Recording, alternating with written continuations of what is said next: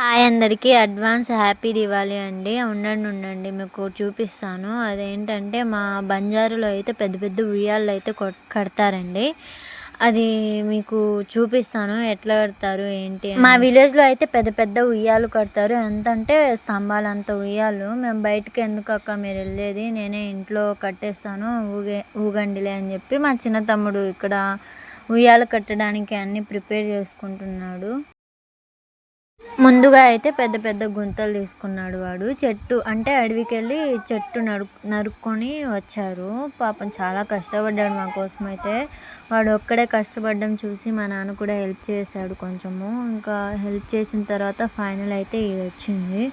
అది ఫైనల్ అంటే ఫైనల్ అని చెప్పాను. మధ్యలో తాళ్ళు అవన్నీ కట్టాలి. సండే అమావాస అందుకనేసి కట్టరు మా దాంట్లో. దివాళీ రోజే ఓపెన్ చేస్తారు మొత్తం తాళ్ళన్నీ కట్టేసి ఆ రోజే ఊగాలన్నమాట. మేమైతే నేను నార్మల్గా అయితే వీడియో కోసం కూర్చొని వీడియో తీసుకుంటున్నాను.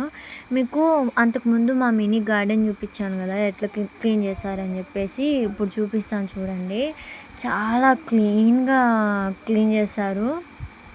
అంటే మాది చిన్నదే అయినప్పటికీ అక్కడే ఉండాలనిపించింది నాకు. కానీ భలే కనిపించింది మొత్తం కూడా.